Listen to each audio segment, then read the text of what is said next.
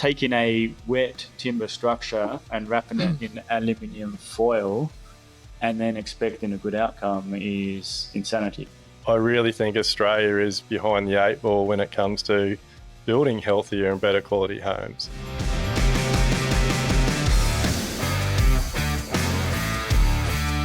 G'day guys, welcome back to another episode of Level Up. We have got another cracking episode for you today. We actually have two of the team at Pro Clima Australia, and the reason we have these guys on the podcast today is because Pro Clima has come on board as one of the major sponsors for my coming up Level Up experience with Duayne Pearce on the 30th of May here in Brisbane. I tell you what, it is going to be the greatest event the construction industry has ever seen. If you're into personal development, business development, building science, healthy homes, there's never been anything put on like this in Australia, I believe.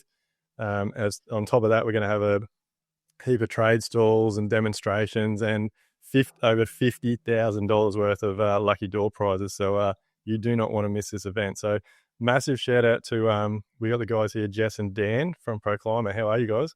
Good. Not too bad at all. Yeah. Thanks for having us. No, look, I can't thank Pro Clima Australia enough for jumping on board and becoming the major sponsor for this event.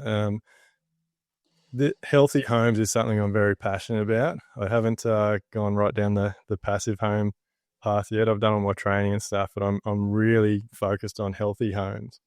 And I really think Australia is behind the eight ball when it comes to building healthier and better quality homes. And so I jumped on the bandwagon with Pro Clima after doing having a lot of conversations with Stewie Shelton and also Hamish. I think you guys know Hamish pretty well as well. So Melbourne. Yeah. And for me, it's just a no-brainer. Like once you understand it, why it works, like I'll never put anything else on a house ever again. So, Jesse, you're the why guy. Dan's the how guy. So, do you want to talk a little bit about why we should be using your product? Yeah, absolutely. So, I mean, I guess it's that point where you realize that there's a better way of doing things, right? And the same thing that happened to you happened to me, which was going through the history of how we build in Australia and working out there must be a better way to make buildings that don't leak water. They're healthy, they're durable, energy efficient. And that's when I started looking towards Germany and then working out how did they make the solutions work. And this all comes down to, the physics of the rain, the wind pressures, climate, how you design for climate, all those, really detailed sort of stuff. But as I was saying to you earlier, Duayne, that there's a inflection point somewhere in Australia where it's turning from a cold climate into a warm climate. And the interesting part about you guys in southeast Queensland is that you're somewhere around that zone of, hey, I'm not sure if we're cold. Like, it gets quite cool in winter, but it also gets stinking hot in summer.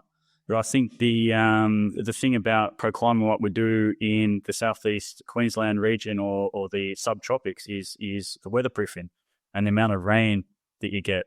And that's where Pro Clima comes in with awesome weatherproofing solutions. And once you understand it, I think, which we'll hopefully go through in a bit more detail today, then you can't really go away from it.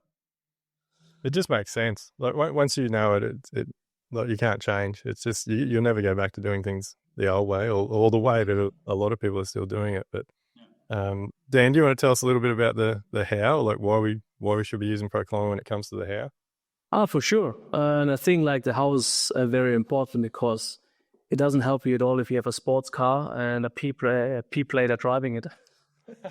So for specifically, I think you can hear like I have a German accent. So myself, I'm from Germany. I'm a German master carpenter construction engineer, and which is something which doesn't exist. So this construction engineer thing is the guy who is actually responsible on site for the practical part, for the application, and you need the practical background. So it means kind of you can just really apply the sciencey part, what Jesse was talking about, if you really understand his part, and for me also understanding the builder's part and combine it on the building side to actually get the outcome you wanted to, or you planned for, or you designed for.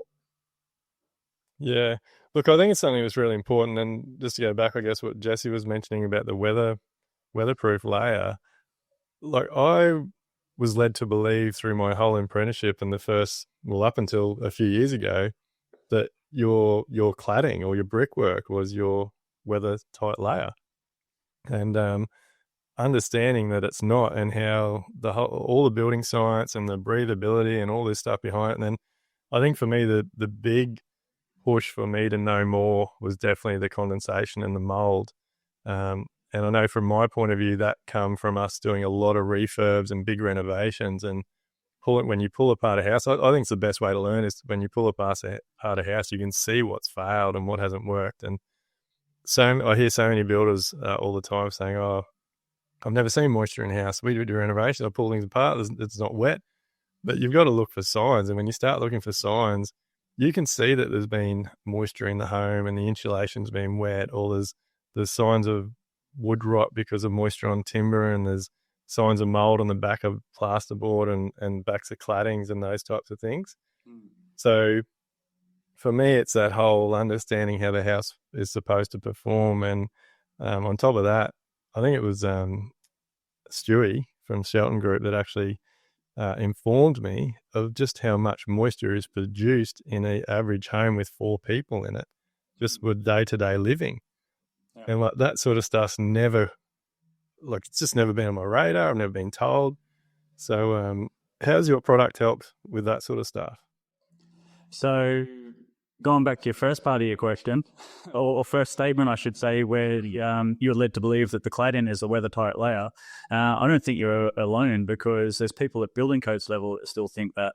So we're trying to change that and get the information out to the market to understand that the cladding will never be weather-tight. And even if it is, when you install it with a whole bunch of goop in all the joints and everything else, it's got a limited lifetime until all that cracks up and it's going to leak water behind it.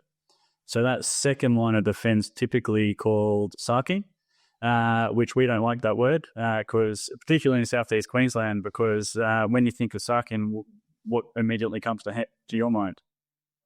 The shitty old foil, mate. No. Correct. And that's not what we want to talk about, and that's not what Pro Clima does, because it's not vapour-permeable. And the vapour-permeable weather barriers, or weather-resistive barriers, what we call it, which is essentially where the sarking goes on the outside of the stud frames typically. If that's wind-tight, it becomes watertight, and we have very detailed application procedures for that to make sure that that is all very well implemented. So that's the external moisture side, but then we're talking about the internal moisture, which you alluded to, which was the water vapor generated by people inside the house. And that's when you start getting to the interior vapor control systems, or more specifically, the Pro Clima Intello Plus system. And that is designed to stop water vapor diffusing into the wall systems and potentially condensating within the insulated stud cavities, essentially. So you guys up in Southeast Queensland, or Queensland in general, love the timber frame, right? The old Queenslander style homes. So, that's, typically what we do. We protect that timber framing. Yeah. But then Dan's the guy that can tell you how all that works in detail. Yeah. So Dan, do you want to fill us in on that? For sure. I think it's also interesting to mention is the history of buildings also, because I think like the really old buildings, they haven't had much problems, because the old Queenslander buildings normally have gaps and cracks everywhere, so you always have a consistent airflow. But back then you haven't had also aircon units, so you maximum you had a fan. So it means you actually didn't create many problems, because the house was so leaky. You just live with it that internal temperature always equals external temperature. But from the moment on when we start to put in insulation and crank up the aircon unit, this is when we have temperature differences between inside and outside. This is when we actually start to create problems. And that's what Jesse meant. Like, this is where we want to understand the climate we live in, if it's more like a heating climate or a colder climate. And specifically as a builder, it's very important also to understand it where he's building, because you can't, in a tropical area, you can't just build, I lost my track. What I was trying to say. Before you, I'll let you get your train of thought back there, Dan, but like, I'll just jump in there for a minute. Like, I guess it's because I'm putting a lot of time and energy in and talking to people and learning more about this stuff. But how I explain it to a lot of builders now when they ask me questions, and I actually explain it to our homeowners when they come to us now, because I make it very clear from the very beginning that this is our standard now. Like Pro Clima and a cavity batten system and with custom flashings and a breathable cavity around the home is how we build. And so I am not going to be the cheapest builder, but I guarantee you I'm going to build you a good home.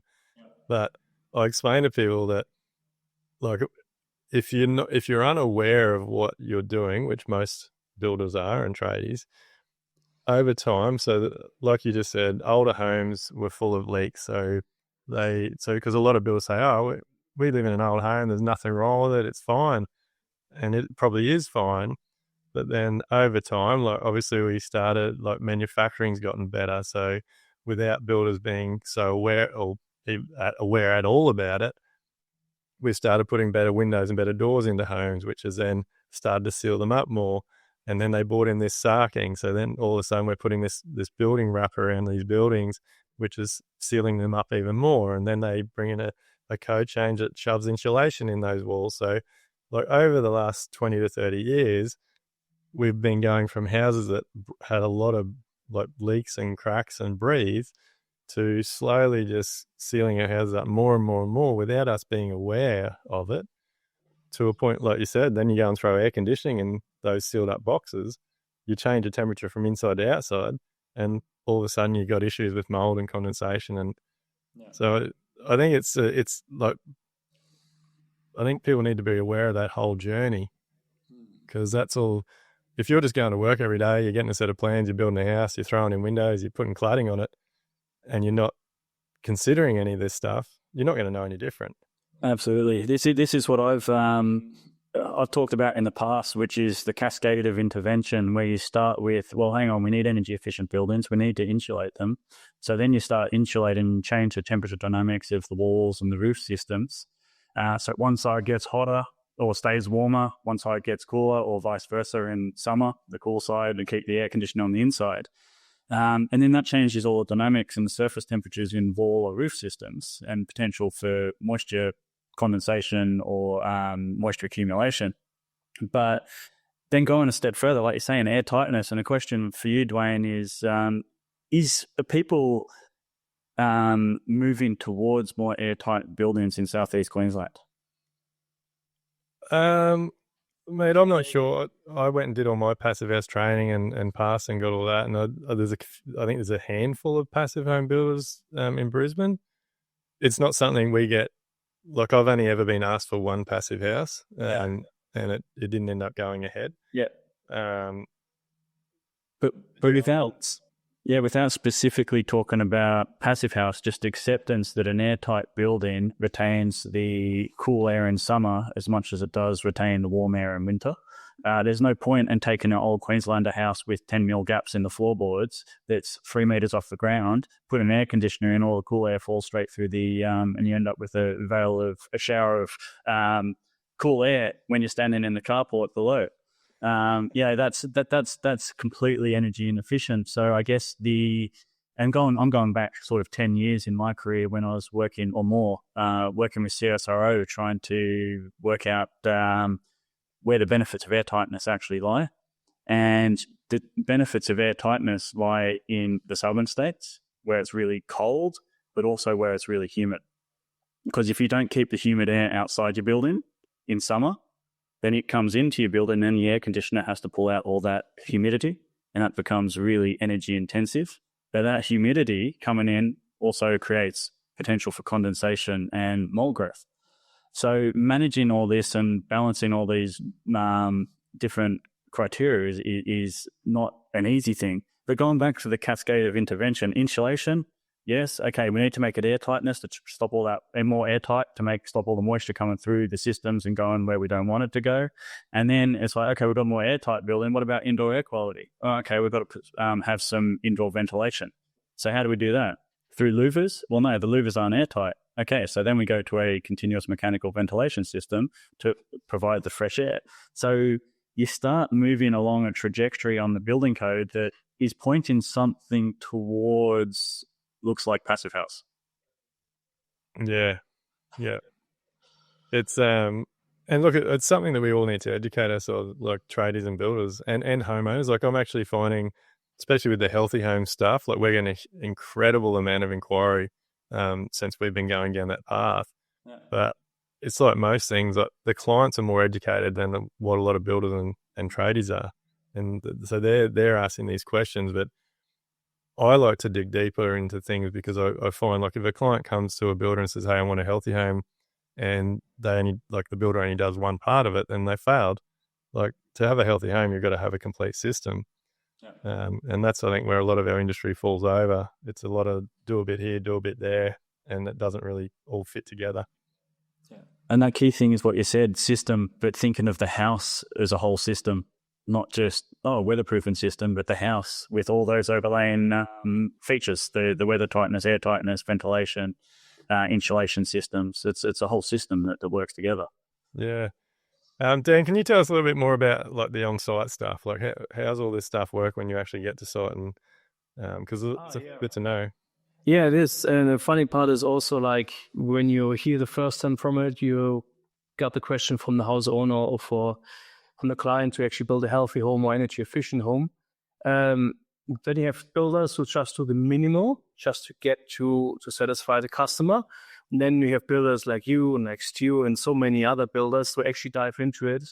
And then specifically the first half a year, it's a very, very steep learning curve. And the feedback I got a lot is kind of the first half a year is very depressive because you learn so much. And then you think back of all the work you've done in the past. So it means that the first half a year, you have a lot of worries and sleepless nights. But because you can't unknow what you said before. So it means kind of you have to go through all the stuff. But then after a year, 1.5, then the confidence comes back also. And the confidence comes back also that you actually really on site, you apply the materials, the products, you change your systems from the old school traditional building style, and you actually change bits and pieces, for example, not having direct fixed cladding. And the funny part is, of course, you just sell 1 millimeter on the inside and 1 millimeter on the outside, plus a few tapes. But this is actually not where the story stops. So specifically when I do my practical trainings, it's easy to say, yeah, this is how you should build. This should be a wall builder. But from this first moment when you hit a corner or when your wall hits the roof, let me talk about details. And this is where it's very important to support all builders and that we work together, that you actually have standard solutions like details for all these internal and external corners, for all these potential problems, and also like share lots of tips and tricks. And this is where I would say my experience working in Germany as a GP for 20 years comes in handy also, because I realize very often I have a fundamentally different way to see things and think about it. Very often I'm very black and white. So I don't mind to cut pieces out and remove them because I think later on it's going to be way faster and more efficient. And very often it's a lot. And very often you can also change bits and pieces, but having battens on so that the counterbands are actually longer and actually overlap the membrane, because the membranes can't be exposed to UV. And a simple detail is like in the old days, we just overlap the sarking into the gutter. But you know exactly how it looks like after a few years because sun hits the membrane or the sarking and this disintegrates. These are all small steps which is important to actually create a durable installation of our products and the whole system. Yeah, definitely. And look, like I said, we've been using Pro Clima, I think, for just over 2 years now, and like at every job we're learning. Stu's probably got sick of me ringing him and checking in on things. I send him pictures and he sends me pictures back. But I love it. Like, and it's, the big thing now is getting our whole team involved, like educating our team on why we're using these products, like the Pro Clima. Oh, where you go? You're right. You go, mate. I just want to mention something because like it's important to see the whole story, like the why and how they belong together. And I see like Jesse had this idea from the beginning, even before I started. So Jesse always had this idea like we need something to tell the whole story. And you came to the event also that Jesse wrote the Australia study, which I always recommend to really everyone to read. And because like the first 8 chapters are actually the why. And the last chapter, it's not because it's just one chapter, but it's a big chapter, it's actually the how. And when Jesse and I, when we went on the roadshow, also we had 2 presentations. One was the why and the other one was the how. So all these presentations are also available on the Pro Clima YouTube channel, and the document you can download for free, of course, at the Pro Clima website. But I think it would be interesting to ask Jesse what your thought process was behind, because I think it tells the whole story of Australian building. I'm going to go back a step. I'm going to ask Duayne a question. Are you a nerdy builder or a practical nerd? I would say a practical nerd. Oh, really? I like that. I like that, asking people that question. I consider myself a practical nerd. So I do nerdy stuff like write Australia studies, which have a lot of technical detail and pretty charts and graphs.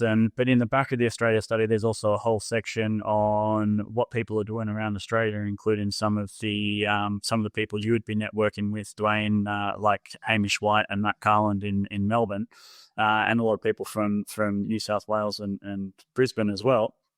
But that study is aiming to outline the science and then actually show that it can be built, it can be done. And this, I think in Australia, there's always been this chasm in the middle of the builders and then the designers, the nerds, the architects and the engineers. And it's like, well, that can't be built. But these guys don't really know, the architects and engineers don't really understand the practical side of things. And the practical guys, the builders, don't really understand the sciencey side of things. So what we're trying to do is meet in the middle and go, well, actually, we need an army of practical nerds and an army of nerdy builders, and they can work together as a we, not an us and them sort of scenario, and then we can get really good buildings. Definitely. Look, I'd definitely recommend anybody that hasn't seen or heard about or read those the study that Jesse's did, go and check that out. So that's available on the Pro Clima Australia website. Yeah, it's downloadable from the Pro Clima website. Go to resources page and you should be able to find it. But yeah, it's not a short book. There's quite a few pages in it, but worth a read. How long did you write on it? How long? It took about 4 years in between everything else. Yeah, it's one of those things. I think you have to. So what we see, or what I see happening now, like we're I'm not sure how many Pro Clima builders in Southeast Queensland are using Pro Clima, but we get builders drive past our sites. They reach out and like, what's that blue stuff? Seen you post some videos about it. Like, what are you talking about? And so there's a lot of people out there that are interested. We get a lot of homeowners that reach out from our social media, say, hey, what's this Pro Clima product you're using? But the very first thing that everyone asks is cost. Like, oh, how much that add to the job? And in the last 2 years, my answer on this has changed a lot. Like it started out by saying, look, it is more expensive than the old foil crap that we've been using, but it's a far better product. And then we would have some conversation with that. Whereas now the first thing that comes out of my mouth, if anyone asks me, is it's not about the cost. We are adding so much value, not only to that house, but to the people that live in the houses' lives. We're creating a healthy space for them. And to me, that's priceless. So I think a lot of builders, like we talked about this a little bit before we started recording, for me, it's about coming up with a standard that my business builds to and selling that to my clients. It's not about what the client, like if a client come to me and said, oh, we need to save some money, you need to take that product out, then I'd say, oh, look, we're not the builder for you. Because that's how important it is to me now. I want to make sure I'm using the right product on my homes. And I even put my blue shirt on today because they're the blue Pro Finer. So we'll give you some iron-on logos for it. But like it's that's the sort of barrier we need to get over, isn't it? Because it's like anything. Like, yes, it is a little bit more expensive than the old foil stuff, but the foil is crap. Yeah. We're not comparing apples to apples, are we? Absolutely. It's creating, or comparing the bottom of the barrel to the best in class. And like you mentioned, which I like, but if I ask you the question, what's the value of your health? What is the answer? Well, it's priceless. Correct. It's priceless. So do it. Yeah. And it does come down to that, but it's all around moisture and ultimately the mold growth. That's what we're targeting in terms of dry, healthy buildings. And every house I've lived in Australia, up until the one I live in now, is got moisture somewhere in it and mold somewhere in it. Yeah, and it's just, I think it's becoming a lot more, like more and more people are getting aware of it now because obviously the science now is showing that a lot of health illnesses are because of mold. So people are starting to ask the questions. Like I'm pretty close to Zara Dakota, like done all her training and her program, and like she's spreading awareness now about like what mold can cause in your homes and the illnesses that can be contributed to it. So it's putting this information out there, isn't it? Constantly talking about it, getting it in front of people so that people don't have a choice but to go down the Pro Clima path and build a better quality home. It is an awareness, but to give you a bit of an example, my wife is German, so I've got a bit of insight. Daniel's German, but when I speak to my wife, and Daniel will tell you, I'll pass over to Daniel, but the acceptance of mold in the German culture, what happens in Germany? Oh, you sue the landlords, or definitely it's a completely wrong use of your place. So there are two reasons. It's either you really know it's a really bad building, or you never ever open your windows and doors. So there's one or the other, but there's no acceptance at all. Yeah, right. So if you're renting a house, you can sue the landlord if it's got mold in it. If you can prove that's actually a structural problem, like thermal breaks or leaky windows, is heat on? Yes, of course. But on the other hand, of course, you have a problem if you just never open your windows and doors. You have an aquarium, and specifically if you live in an older building, they have thermal breaks everywhere, specifically corners. And then you have an aquarium, and you don't heat and cool properly, and you don't heat properly. You create cold surfaces, and then you have mold. Yeah, unbelievable. Yeah. So Australia, I feel like Australia pushes back because everything comes like, I don't know, this is only my personal opinion, but a lot of our industry is driven by larger volume type builders, and it's so driven by cost. Mm-hmm. And I personally believe that whole conversation needs to shift from cost to value add. Yeah. Like is having the cheapest home, the home you can afford, actually the best thing for you and your family? And if we educate more people on what is actually happening inside their homes, they're going to start to ask questions. And they're going to want to know what's actually happening in behind the walls and how it's affecting their health. Yeah, absolutely. Yeah. The thing is where like the recent changes with mold and UFI is interesting, which I think you should. Yeah, I was thinking exactly the same thing, because you read the building code, right, Brian? Yeah, mate. Yeah. Yeah. I mean, you'd be well aware that in the last revision, or 2022 revision, the word mold was mentioned in the health and amenity section of the building code. So for the first time ever in the body of the building code of Australia, the word mold is mentioned. So therefore, what's happening in Germany, where you go back and sue the landlord because you got mold, is a potential real future for Australia too, because it means you didn't comply with the minimum code compliance. And I think that's something that all builders and tradies need to get up to speed on, because once they start mentioning those types of things in our building codes, we are responsible. So and the thing is with energy efficiency, you miss a bat in your wall and get a cold spot. Does anyone ever know? Not really. But if you start getting mold somewhere, you see it and it becomes visual. And as soon as it becomes visual, then it becomes a problem. And the first thing people complain about is aesthetic defects, right? So it's what you can see. But if you can't see and it's hidden, then you've got a real insidious problem. Yeah. I like the way...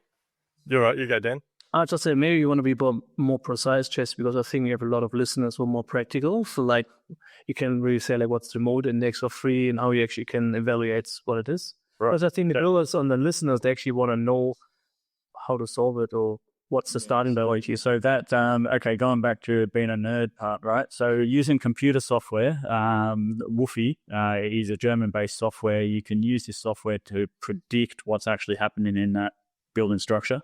So this is design phase, engineering, architectural phase of a building. So how actually do I layer those insulation layers with the vapor-permeable membranes and vapor control layers? Am I doing stuff funky, like putting insulation on the outside of the building? which some high performance builders might be doing, then it changes the whole dynamics of that system and where you're likely to get mold growth or high humidity, condensation, and mold growth. So the mold index in the building code is actually calculable using the Woofy software, and it's got stated this limit of mold growth index of 3.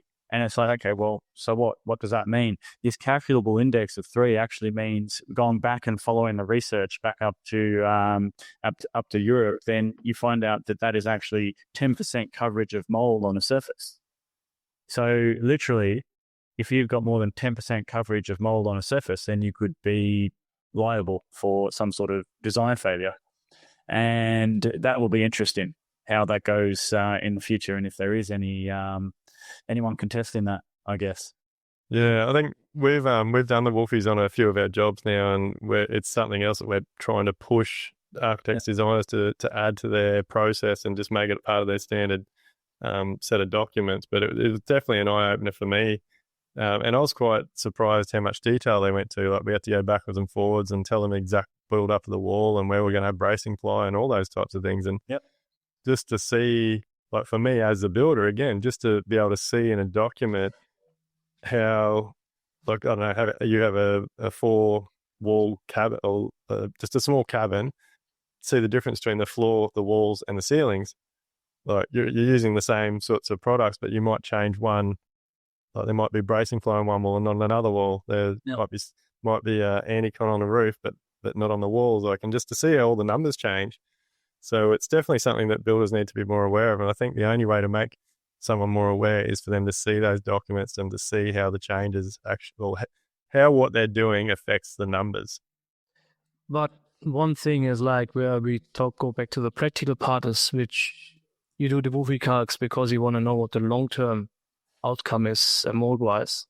Most times we have significant mold issue before even the building is finished because our frames are exposed for a way too long time to wind and weather. And I don't have to tell anyone here who's actually building houses.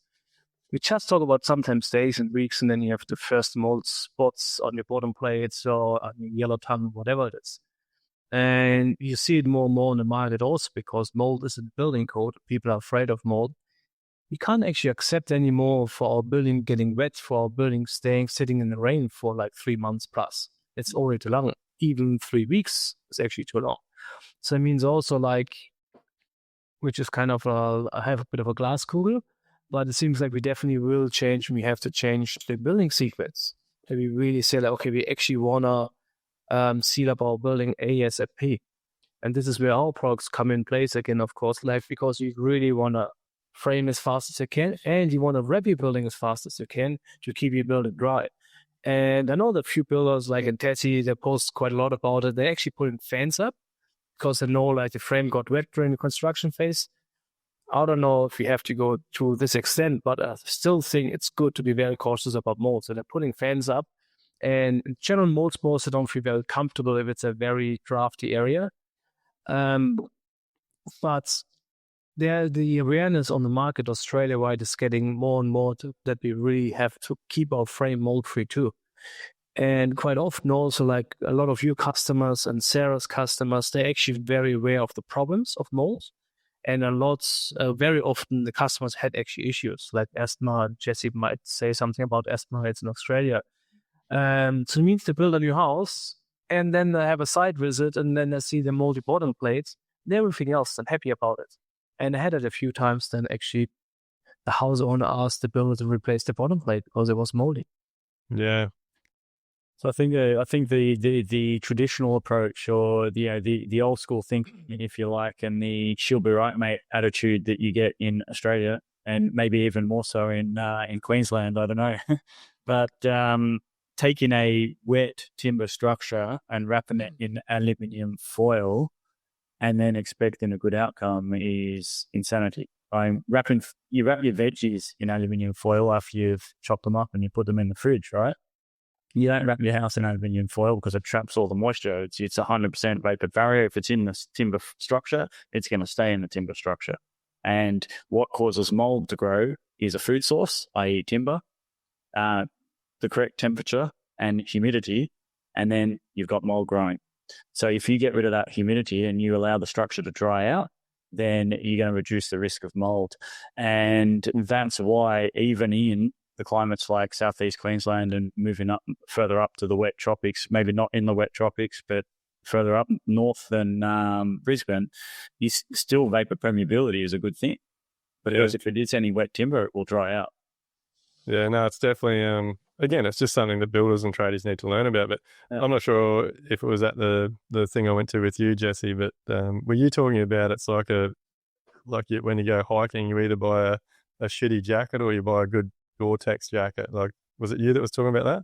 I don't know whether it was me. I don't use the Gore-Tex and that's what I want. Or it might be Dan. Or Dan, might have been Dan, but I've heard it somewhere on your stuff. Yeah. No, I love the Gore-Tex one because it's simple.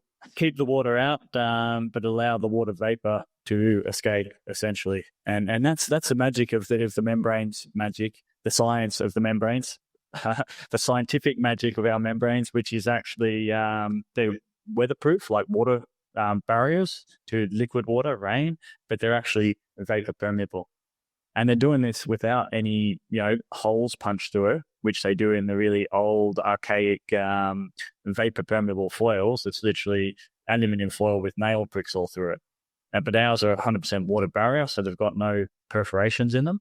And that's how it allows the building to dry. So essentially, like you're saying, like Gore-Tex, because you don't want to go for a run in your raincoat, plastic raincoat, right? Yeah. It's going to be absolutely terrible inside that after you're sweating in it. Well, I think it's a good experiment for builders and trades to go and do, mate. Go for a jog with the old yellow raincoat on, and then put a Pro Clima, wrap themselves in Pro Clima and go for a run. See how it works. That's Interesting. That's no. Well, look, guys, I really appreciate your time. Is there anything else you want to get out to the listeners about your product before we jump out of here? I'm always happy. Like, we have new events, so we might had a chat with Stu about them, might do some practical stuff on the stands. So everyone come in and have a play. We will have some boxes so we can do some taping, which is mainly about practical education, not education, but experiences. There's heaps of documents and videos online. Not videos, not yet, but documents, application guides. I really recommend everyone for the firsties using our products, really have a look into the application guides, because the product is just as good as the install.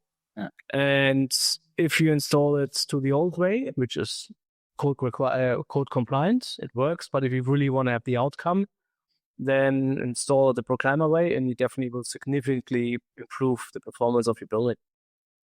Yeah, awesome. What about you, Jesse?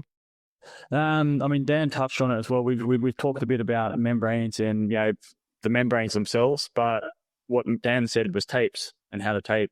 And really, that is one of Pro Clima's world-leading technologies. Is a tape technology that we sell that seals all the membranes together. So the Tescon Explorer on the outside, Tescon Varna on the inside. These tapes are the best in the world. So non-water-based adhesive, which means that they stick in any conditions and literally to wet surfaces.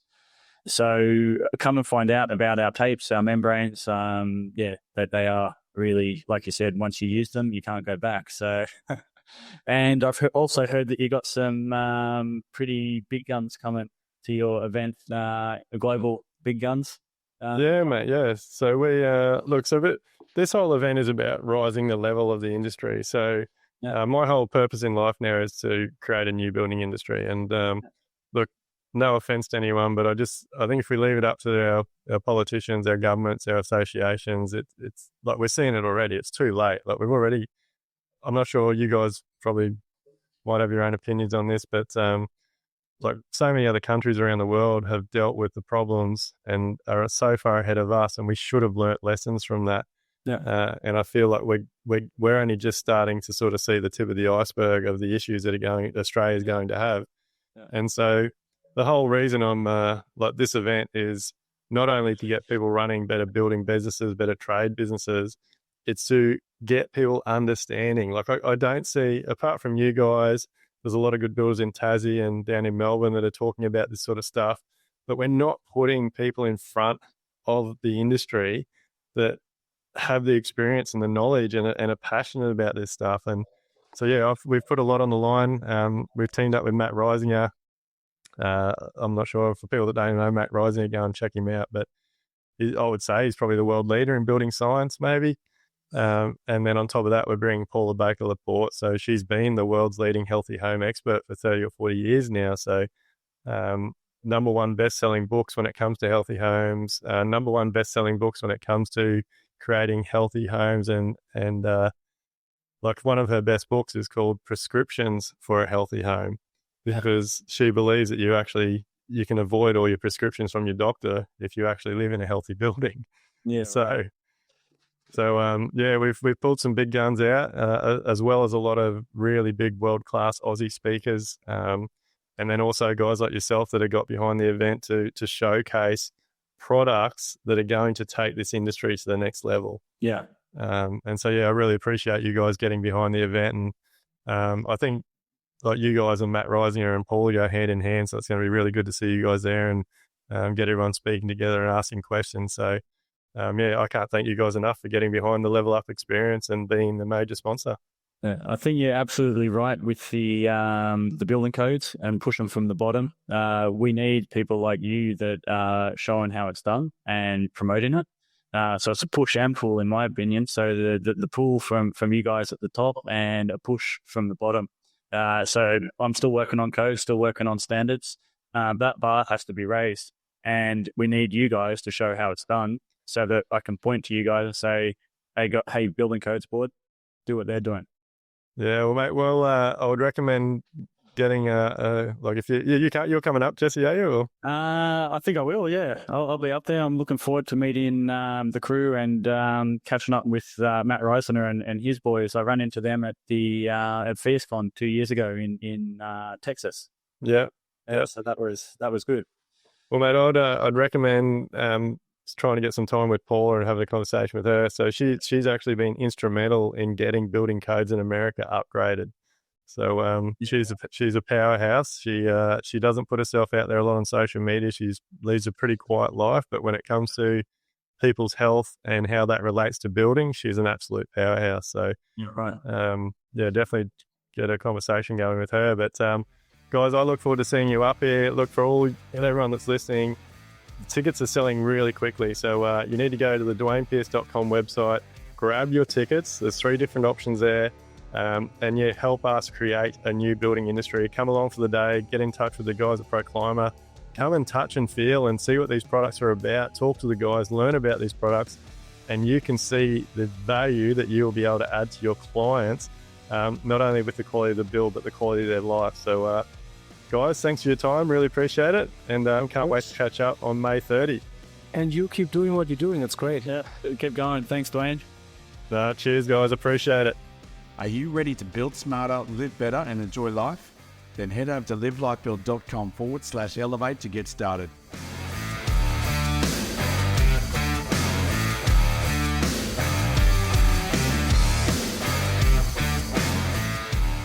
Everything discussed during the Level Up podcast with me, Duayne Pearce, is based solely on my own personal experiences and those experiences of my guests. The information, opinions, and recommendations presented in this podcast are for general information only, and any reliance on the information provided in this podcast is done at your own risk. We recommend that you obtain your own professional advice in respect to the topics discussed during this podcast.